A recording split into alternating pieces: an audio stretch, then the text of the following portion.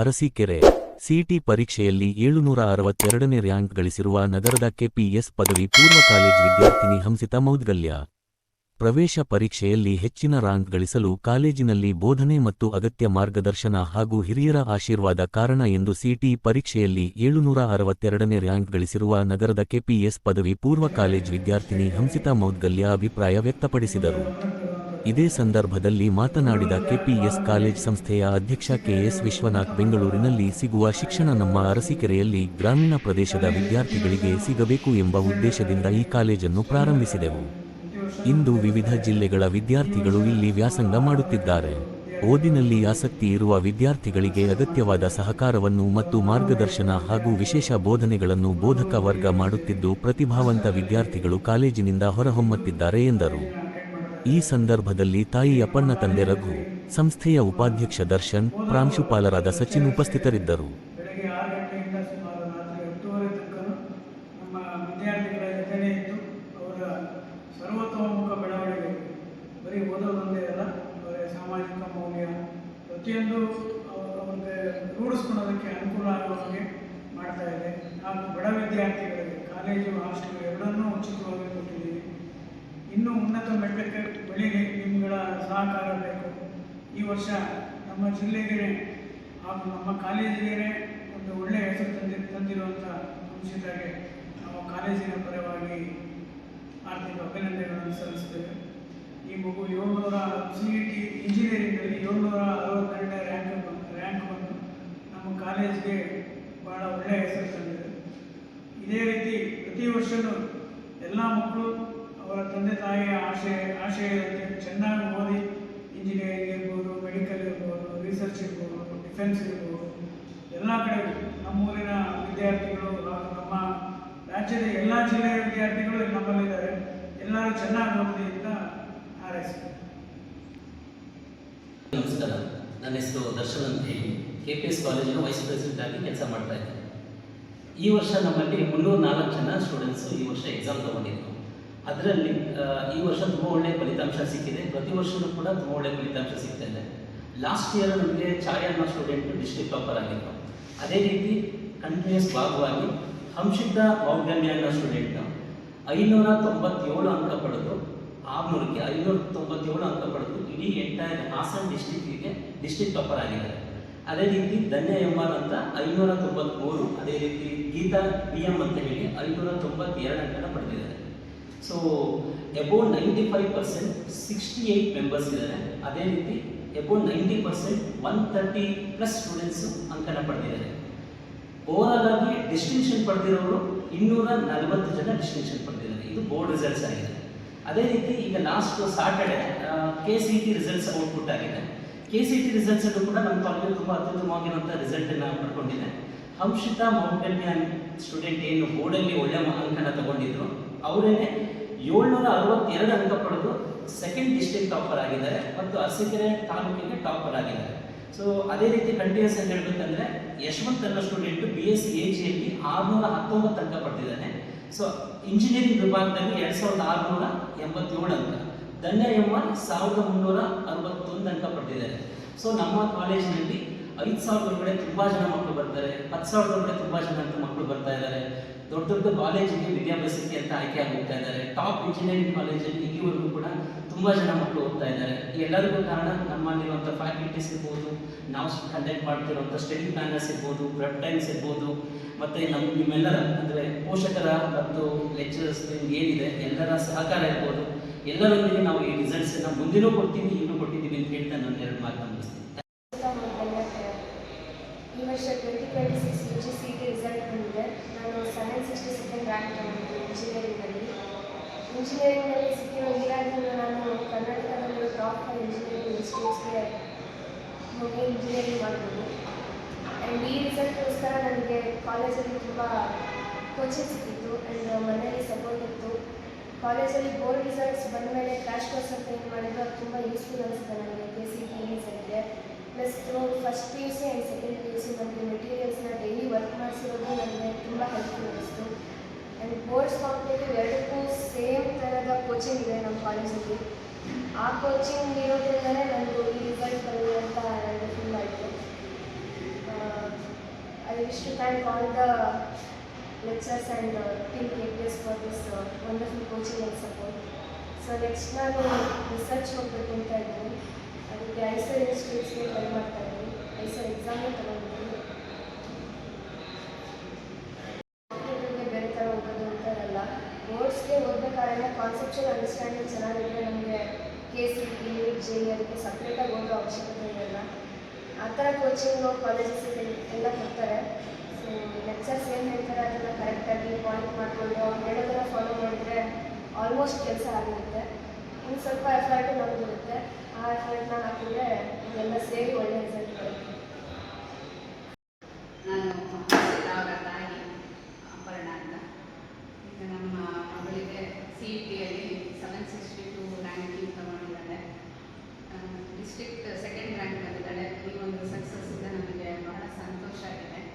ಈ ಸಕ್ಸಸ್ ಹಿಂದೆ ಏನು ಅಂದರೆ ಕಾಲೇಜಿನ ಕೋಚಿಂಗು ಒಂದು ಭಾಗ, ಅವಳ ಪರಿಶ್ರಮ ಇನ್ನೊಂದು ಭಾಗ, ಅದರ ಜೊತೆಗೆ ನಮ್ಮ ಗುರುಗಳ ಆಶೀರ್ವಾದ, ಆಮೇಲೆ ಅವಳಿಗೆ ಒಂದು ಸಂಸ್ಥೆ ಬಗ್ಗೆ ಆಗಲಿ, ಈ ಓದಿನ ಬಗ್ಗೆ ಆಗಲಿ ಇರೋ ಒಂದು ನಿಷ್ಠೆ, ಆಮೇಲೆ ಗುರು ಹಿರಿಯರ ಮೇಲಿನ ಒಂದು ಗೌರವ, ಇದೆಲ್ಲ ಸೇರಿ ಅವಳಿಗೆ ಒಂದು ಸಕ್ಸಸ್ ಸಿಕ್ಕಿದೆ ಅಂತ ನನ್ನ ಅಭಿಪ್ರಾಯ. ಮಕ್ಕಳು ಓದಿನ ಜೊತೆಗೆ ಇದನ್ನು ಎಲ್ಲ ಬೆಳೆಸ್ಕೋಬೇಕು ಅಂತ ಹೇಳಿ ಹೇಳಕ್ಕೆ ಇಷ್ಟಪಡ್ತೀನಿ. ಸಬ್ಜೆಕ್ಟ್ ಮೇಲೆ ಪ್ರೀತಿ ಆಸಕ್ತಿ ಏನಿದೆ ಅದರೊಳಗೆ ಈ ಸಕ್ಸಸ್ ತಂದು ಕೊಟ್ಟಿದೆ. ಒಳ್ಳೆ ಕೋಚಿಂಗ್ ಸಿಕ್ಕಿದೆ ಅವಳಿಗೆ. ಆಮೇಲೆ ಇಂಡಿವಿಜುವಲ್ ಅಟೆನ್ಷನ್ ಕೊಡ್ತಾರೆ ಪ್ರತಿ ಮಕ್ಕಳಿಗೂ. ಇವಳೊಬ್ಬಳು ಅಂತಲ್ಲ, ಪ್ರತಿ ಮಕ್ಕಳಿಗೂ ಇಂಡಿವಿಜುವಲ್ ಅಟೆನ್ಷನ್ ಕೊಟ್ಟು ಅವ್ರಿಗೆ ಏನು ಬೇಕೋ ಅದನ್ನು ಪ್ರೊವೈಡ್ ಮಾಡ್ತಾರೆ. ಹಾಗಾಗಿ ಈ ಒಂದು ಸಕ್ಸಸ್ಸಿಗೆ ಬಂದಿದೆ ಅಂತ ಹೇಳ್ಬೋದು. ನಾನು ಸಂಸ್ಥೆ ಮುಖದಲ್ಲಿ ಅವ್ರ ತಂದೆ. ನನ್ನ ಮಗಳು ಇಲ್ಲಿ SLC ಮುಗಿಸಿ ಚಂದ್ರಶೇಖರ ಭಾರತಿ ವಿದ್ಯಾಸಂಸ್ಥೆಯಲ್ಲಿ SLC ಮುಗಿಸಿ ನಂತರದಲ್ಲಿ ನಾವು ಇಲ್ಲಿ KPS ಕಾಲೇಜಿಗೆ ಕರ್ಕೊಂಡು ಸೇರಿಸಬೇಕು ಅಂತ ಹೇಳಿ ವಿಚಾರ ಮಾಡಿದಾಗ ಮೊದಲನೇ ದಿವಸ ಬಂದು ನಾನು ಮಗಳನ್ನು ಕರ್ಕೊಂಡು ಮಾತಾಡಿದೆ.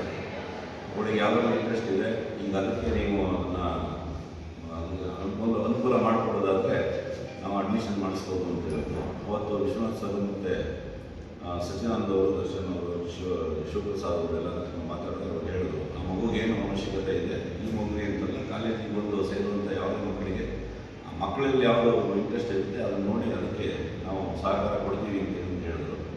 ಅದ್ರ ಮೇಲೆ ನಾನು ಇಲ್ಲಿ ಕರ್ಕೊಂಡು ಸೇರಿಸಿದೆ. ಅದರಂತೆ ಈಗ ದ್ವಿತೀಯ PUC ನಡುವೆ ಅವಳದು ಟೋಟಲ್ ಸ್ಕೋರು 593 ಆಗಿತ್ತು.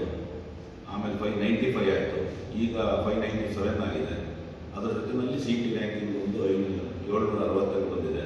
ಎಲ್ಲದರ ಹಿಂದೆ ಅವಳ ಪರಿಶ್ರಮ ಮತ್ತು ಕಾಲೇಜಲ್ಲಿ ಅವರಿಗೆ ಸಿಕ್ಕಿರ್ತಕ್ಕಂಥ ವರ್ಕಿಂಗ್ ಮೆಟೀರಿಯಲ್ ಇರ್ಬೋದು, ಅವರು ಮಕ್ಕಳ ಮೇಲೆ ಅವರು ಗಮನ ಕೊಡುವಂಥದ್ದು ಇರ್ಬೋದು, ಇದೆಲ್ಲವೂ ಸಹ ಅದರಲ್ಲಿ ಸೇರಿದೆ.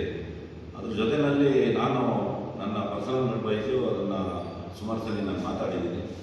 ಈ SLC ಮುಗಿಸಿ ಬರುವಂಥ ಮಕ್ಕಳಿಗೆ ಈ CET ಮತ್ತು JEE ಆಮೇಲೆ ಇನ್ಯಾವುದಾದ್ರು ಒಂದೆರಡು ಗೊತ್ತಿರುವಂಥ ಕೋರ್ಸ್ಗಳನ್ನು ಬಿಟ್ಟು ಬೇರೆ ಯಾವುದಿದೆ, ಯಾವ್ಯಾವ ಓಪನಿಂಗ್ಸ್ ಇರುತ್ತೆ ನಿಮ್ಮ ಮಕ್ಕಳಿಗೆ ವಿದ್ಯಾಭ್ಯಾಸ ಮಾಡೋದಕ್ಕೆ ಅನ್ನೋದ್ರ ಬಗ್ಗೆ ಒಂದು ಓರಿಯೆಂಟೇಷನ್ ಪ್ರೋಗ್ರಾಮ್ ಮಾಡಿ ಅದರ ಬಗ್ಗೆಯೂ ಒಂದು ಕೊಡಬೇಕು, ಅವ್ರಿಗೆ ಮಾಹಿತಿ ಸಿಗುವಂತೆ ಒಂದು ವ್ಯವಸ್ಥೆನ ಮಾಡಿಕೊಡ್ಬೇಕು ಅಂತೇಳಿ ಸಂಸ್ಥೆಯಲ್ಲಿ ನಾನು ಮಾತಾಡಿದ್ದೆ. ಅದರಂತೆ ಅವರು ಅದರ ಬಗ್ಗೆ ಕ್ರಮ ತೆಗೆದುಕೊಳ್ಳಿ ಅಂತ ಹೇಳಿದ್ದಾರೆ. ಒಟ್ಟಾರೆ ಏನು ಅಂತ ಹೇಳಿದ್ರೆ ಈ ಗ್ರಾಮೀಣ ಮಕ್ಕಳು ಅಥವಾ ನಗರ ಪ್ರದೇಶದವರು ಯಾರೇ ಬಂದು ಇಲ್ಲಿ ಈ KPS ಕಾಲೇಜಲ್ಲಿ ವಿದ್ಯಾಭ್ಯಾಸ ಮಾಡೋದು ಒಂದು ಭಾಗ ಆದರೆ, ವಿದ್ಯಾಭ್ಯಾಸ ಜೊತೆಗೆ ನಮ್ಮ ಮಕ್ಕಳು ಕಾಲೇಜಿಗೆ ಹೋಗಿದ್ದಾರೆ, ಅವರು ಮನೆಗೆ ವಾಪಸ್ ಬರೋದಿರ್ಬೋದು ಅಥವಾ ಹಾಸ್ಟೆಲ್ ಫೆಸಿಲಿಟೀಸ್ ಇರ್ಬೋದು, ಯಾವುದೇ ಸಮಸ್ಯೆ ಇಲ್ಲದೆ ಅವ್ರನ್ನ ನೋಡ್ಕೊತಾರೆ ಅನ್ನುವಂಥ ಒಂದು ಭರವಸೆ ಏನಿದೆ ಅದು ನಮ್ಮ ಮನಸ್ಸಿಗೆ ತುಂಬ ಸಮಾಧಾನ ತಂದಿದೆ. ಇವತ್ತಿನ ಈ ಒಂದು ಪರಿಸ್ಥಿತಿ ಒಳಗಡೆ ಮಕ್ಕಳು ಮನೆಯಿಂದ ಹೊರಗಡೆ ಹೋದ್ಮೇಲೆ ಅವರು ಅದೇ ರೀತಿ ಒಂದು ಒಳ್ಳೆ ರೀತಿಯಲ್ಲಿ ವಿದ್ಯಾಭ್ಯಾಸ ಮುಗಿಸಿ ಅವರು ಮುಂದೆ ವಿದ್ಯಾಭ್ಯಾಸಕ್ಕೆ ಹೋಗಬೇಕು, ಅಷ್ಟು ಮಾತ್ರ ಗುರಿ ಇಟ್ಕೊಂಡು ಸಾಧನೆ ಮಾಡಲಿ.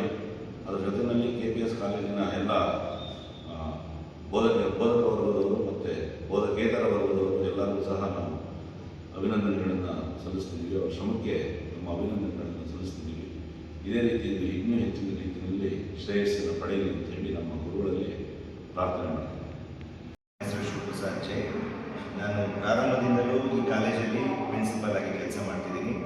ಪ್ರತಿ ವರ್ಷವೂ ಕೂಡ ನಮ್ಮ ಕಾಲೇಜ್ ಏನು ಈ ರೀತಿ ಸಕ್ಸಸ್ನ ತಗೋತಿದೆ ಅದಕ್ಕೆ major support management. So so management support ಮಾಡೋದ್ರಿಂದ ಟೀಚಿಂಗ್ ಫ್ಯಾಕಲ್ಟಿಗೆ ನಾವು ಕೊಡೋ ಫೆಸಿಲಿಟೀಸ್ ಇರ್ಬೋದು, ಅದೆಲ್ಲದರಿಂದಲೂ ಕೂಡ ಈ ರಿಸಲ್ಟಿಗೆ ತುಂಬ ಕಾರಣ ಆಗಿದೆ. ಸೊ ಟೀಚಿಂಗ್ ಫ್ಯಾಕಲ್ಟಿ ಅಂತ ಬಂದಾಗ ನಾವು ಯೂಶಲಿ ಏನು ಮಾಡ್ತೀವಿ ಅಂದರೆ, ಪ್ರತಿ ಟೀಚರು ಕೂಡ ಅಪಾಯಿಂಟ್ ಮಾಡ್ಕೊಳ್ಳೋದಕ್ಕೂ ಮುಂಚೆ ಅವ್ರಿಗೂ ಕೂಡ ಎಂಟ್ರೆನ್ಸ್ ಎಕ್ಸಾಮಿನೇಷನ್ ಇರುತ್ತೆ. ಸೊ ಆ ಎಂಟ್ರೆನ್ಸ್ ಎಕ್ಸಾಮಿನೇಷನ್ ಕ್ಲಿಯರ್ ಮಾಡಿದ ಮೇಲೆ ಅವ್ರಿಗೆ ಡೆಮೋ ಕ್ಲಾಸಸ್ ಇರುತ್ತೆ. ಅದಾದಮೇಲೆ ಫೈನಲ್ ರೌಂಡಲ್ಲಿ ಅವ್ರನ್ನ ಸೆಲೆಕ್ಷನ್ ಮಾಡ್ತೀವಿ. ಇದು ನಮ್ಮ ಟೀಚಿಂಗ್ ಸೆಲೆಕ್ಷನ್ ಪ್ರಾಸೆಸ್ ನಡೆಯುತ್ತೆ. ಯಾಕೆಂದರೆ ಪ್ರತಿ ಮಗುನೂ ಕೂಡ ಎಲ್ಲಾದರೂ ಡೌಟನ್ನು ಕ್ಲಾರಿಫಿಕೇಷನ್ ಮಾಡ್ಕೋಬೇಕಾದ್ರೆ ಟೀಚರ್ಸ್ಗಳು ಜಾಸ್ತಿ ಸಮಯ ತಗೊಂಡಾಗ ಏನಾಗುತ್ತೆ ಅಂದರೆ ಮಗುವಿಗೆ ಕಾನ್ಫಿಡೆನ್ಸ್ ಕಡಿಮೆ ಆಗುತ್ತೆ. ಸೊ ಹಾಗಾಗಿ ಮಗುಗೆ ಎಲ್ಲೇ ಡೌಟ್ ಬಂದರೂ ಕೂಡ ಇನ್ಸ್ಟಂಟಾಗಿ ಮಕ್ಕಳುಗಳನ್ನ ಡೌಟ್ನ ಕ್ಲಾರಿಫೈ ಮಾಡಬೇಕು ಅಂದರೆ ಫಸ್ಟು ಕ್ವಾಲಿಟಿ ಟೀಚರ್ಸ್ ಬೇಕು. ಕ್ವಾಲಿಟಿ ಟೀಚರ್ಸ್ ಬೇಕು ಅಂದರೆ ಅವ್ರನ್ನ ಸೆಲೆಕ್ಷನ್ ಮಾಡೋ ಪ್ರಾಸೆಸ್ ಈ ರೀತಿ ಇರುತ್ತೆ. ಸೊ ಹಾಗಾಗಿ ನಮ್ಮಲ್ಲಿ ಟೀಚಿಂಗ್ ಫ್ಯಾಕಲ್ಟಿ ತುಂಬ ಚೆನ್ನಾಗಿರೋದ್ರಿಂದ ಈ ವರ್ಷ ಹಂಸಿತಾ ಅವರಿಗೆ ಫಸ್ಟ್ ಅಟೆಂಪ್ಟಲ್ಲಿ PCMCS ವಿಭಾಗದಲ್ಲಿ 400/400 ಸ್ಕೋರ್ ಮಾಡಲಿಕ್ಕೆ ಕಾರಣ ಆಯಿತು. ಅದು ಸ್ಟೇಟ್ ಫಸ್ಟ್ ಟಾಪರ್ ಅದ ಆ ಮಗು. ಸೊ ಫಸ್ಟ್ ರಿಸಲ್ಟ್ ಬಂದಾಗ ಹಾಸನ ಡಿಸ್ಟ್ರಿಕ್ಟಲ್ಲಿ ಯಾರು ಕೂಡ 400/400 ಸ್ಕೋರ್ ಮಾಡಿರಲಿಲ್ಲ, ಹಂಸಿತಾ ಅವರೇ ಸ್ಕೋರ್ ಮಾಡಿದ್ದು. ಸೊ ಎಲ್ಲ ವಿಚಾರಗಳು ಕೂಡ ಆ ಒಂದು ಸಕ್ಸಸ್ಗೆ ಕಾರಣ ಆಗುತ್ತೆ. ಈಗ ನಾವು ಕೇವಲ ನಮ್ಮ ಟೀಚಿಂಗ್ ಫ್ಯಾಕಲ್ಟಿ ಜೊತೆಗೆ ಮಕ್ಕಳು ಕೂಡ ಯಾವ ರೀತಿ ರೆಸ್ಪಾನ್ಸ್ ಮಾಡ್ತಾರೆ ಅನ್ನೋದು ತುಂಬ ಇಂಪಾರ್ಟೆಂಟ್ ಆಗುತ್ತೆ. ಈಗ ಹಂಸಿತಾ ಅವ್ರು ಇರ್ಬೋದು, ಅವ್ರ ತಂದೆ ತಾಯಿ ಇರ್ಬೋದು, ಒಂದೇ ಒಂದು ದಿನಕ್ಕೂ ಕೂಡ 2 ವರ್ಷದಲ್ಲಿ ಮಗುಗೆ ರಜೆ ಹಾಕ್ಸಿಲ್ಲ. ಸೊ ಯಾವುದೇ ರೀತಿ ರೀಸನ್ಸ್ಗಳನ್ನ ಕೊಡದಲ್ಲೇ ಮಗುನ ಕಾಲೇಜಿಗೆ ಕಳಿಸಿದ್ದಾರೆ. ಸೊ ಅವರ ಸಪೋರ್ಟಿಂದನೂ ಕೂಡ ಈ ಒಂದು ಸಕ್ಸಸ್ ಸಿಗಲಿಕ್ಕೆ ಕಾರಣ ಆಯಿತು. ಇದ್ರ ಜೊತೆಯಲ್ಲಿ ನಮ್ಮ ಮ್ಯಾನೇಜ್ಮೆಂಟ್ ಆದಂಥ, ಈಗ ನಮ್ಮ ಮ್ಯಾನೇಜ್ಮೆಂಟಲ್ಲಿ ವಿಶ್ವನಾಥ್ ಸರ್ ಇದ್ದಾರೆ. ಸೊ ಪ್ರತಿಯೊಂದು ವಿಚಾರಕ್ಕೂ ಕೂಡ ಸಪೋರ್ಟ್ ಮಾಡ್ತಾರೆ. ಎಲ್ಲೂ ಕೂಡ ರೆಸ್ಟ್ರಿಕ್ಷನ್ಸ್ ಅನ್ನೋದಿಲ್ಲ, ಫ್ರೀಯಾಗಿ ನಾವು ಕೆಲಸ ಮಾಡಲಿಕ್ಕೆ ನಮಗೆ ಸಹಾಯ ಮಾಡಿಕೊಡ್ತಾರೆ. ಇನ್ನು ನೆಕ್ಸ್ಟು ನಮ್ಮ college vice president Darshan sir ಏನೀಗ ಜಸ್ಟ್ ಮಾತಾಡಿದ್ರು, ಅವರು 2 ವಿಭಾಗದಲ್ಲಿ ಜವಾಬ್ದಾರಿನ ನಿಭಾಯಿಸ್ತಾರೆ. ಒಂದು ಕಾಲೇಜು ಉಪಾಧ್ಯಕ್ಷರಾಗಿ ನಿಭಾಯಿಸ್ತಾರೆ, ಇನ್ನೊಂದು ಕಾಲೇಜು ಅಕಾಡೆಮಿಕ್ ಡೀನ್ ಆಗಿ ಕಂಪ್ಲೀಟ್ ಜವಾಬ್ದಾರಿ, ಅಕಾಡೆಮಿಕ್ಸ್ ಏನು ಬರುತ್ತೆ ಕಂಪ್ಲೀಟ್ ಜವಾಬ್ದಾರಿ ತಗೊಂಡು ಮಕ್ಕಳು ಮುಂದೆ ನಿಂತು ಬೆಳಗಿನ ಜಾವದಿಂದ ಸಂಜೆ 11 ಗಂಟೆ, ನೈಟ್ 11 ಗಂಟೆವರೆಗೂ ಮಕ್ಕಳು ಮುಂದೆ ನಿಂತು ಮಕ್ಕಳಿಗೆ ಯಾರು ಟೀಚರ್ಸು ಯಾವ ಟೈಮಲ್ಲಿ ಹೋಗಬೇಕು, ಪ್ರಿಪ್ರೇಷನ್ ಅವರ್ಸ್ ಅಂದರೆ ಯಾವ ರೀತಿ ಇರಬೇಕು, ಮಕ್ಕಳಿಗೆ ಡೌಟ್ ಕ್ಲಾರಿಫಿಕೇಷನ್ ಸೆಷನ್ಸ್ಗಳು ಯಾವ ರೀತಿ ಇರಬೇಕು, ಇದನ್ನು ಪೂರ್ತಿ ಜವಾಬ್ದಾರಿನ ಅವ್ರು ತಗೋತಾರೆ. ಇನ್ನು ಸಚ್ಚಿದಾನಂದ್ ಸರ್ ಏನಿದ್ದಾರೆ ನಮ್ಮ ಕಾಲೇಜಿನ ಕಾರ್ಯದರ್ಶಿಗಳು, ಅವರು ಕೂಡ ಓವರಾಲ್ ಒಂದು ಸಕ್ಸಸ್ಸಿಗೆ ಪಾರ್ಟಿಸಿಪೇಟ್ ಮಾಡ್ತಾರೆ, ಸಪೋರ್ಟಿವ್ ಆಗಿ ನಿಂತು ಎಲ್ಲರಿಗೂ ಕೂಡ ಸಪೋರ್ಟ್ ಮಾಡ್ತಾರೆ. ಹಾಗಾಗಿ ಈ ಒಂದು ಸಕ್ಸಸ್ಗೆ ಕಾರಣ ಅಂತ ಹೇಳಲಿಕ್ಕೆ ಇಷ್ಟಪಡ್ತೀನಿ. ನಮ್ಮಲ್ಲಿ ಏನು 657 ಜನ ಮಕ್ಕಳಿದ್ದಾರೆ. ಸೊ ನಮ್ಮಲ್ಲಿ ಈಗ ಫಸ್ಟ್ ಇಯರಿಗೆ ಬಂದಂಥ ಮಕ್ಕಳು ಏನು ಮಾಡ್ತಾರೆ, ಸೆಕೆಂಡ್ ಇಯರ್ಸ್ನ ಮಕ್ಕಳನ್ನ ನೋಡಿ ಕಲಿತಾರೆ. ಯೂಶಲಿ ನಾವು 1 ವರ್ಷಕ್ಕೆ 5 ರಿಂದ 6 ಪೇರೆಂಟ್ಸ್ ಮೀಟಿಂಗ್ಗಳನ್ನ ಕಂಡಕ್ಟ್ ಮಾಡೋದ್ರಿಂದ ಪ್ರತಿ ಪೇರೆಂಟ್ಸ್ ಮೀಟಿಂಗಲ್ಲೂ ಕೂಡ ಅಕಾಡೆಮಿಕ್ಸ್ ಬಗ್ಗೆ ಮತ್ತು ಇನ್ನು ಮಿಕ್ಕಿದ ಮಗುದು ಬಿಹೇವಿಯರ್ ಇರ್ಬೋದು, ಇವುಗಳ ಬಗ್ಗೆ ನಾವು ವಿಚಾರ ಮಾಡ್ತಾ ಏನಾಗುತ್ತೆ ಅಂದರೆ ಮಕ್ಕಳುಗಳು ಮೊಬೈಲ್ನ ಯೂಸ್ ಮಾಡೋದನ್ನು ಕಡಿಮೆ ಮಾಡ್ತಾರೆ. ಸೊ ಹಾಗಾಗಿ ಎಲ್ಲ ಒಂದು ಪೇರೆಂಟ್ಸ್ ಮೀಟಿಂಗ್ ಇರ್ಬೋದು, ಟೀಚರ್ಸ್ ಮೀಟಿಂಗ್ ಇರ್ಬೋದು, ಇವು ಫ್ರೀಕ್ವೆಂಟಾಗಿ ನಡೀತಾ ಇರೋದ್ರಿಂದ ಈ ಸಕ್ಸಸ್ಸಿಗೆ ಕಾರಣ ಅಂತ ಹೇಳಲಿಕ್ಕೆ ಇಷ್ಟಪಡ್ತೀನಿ. Thank you.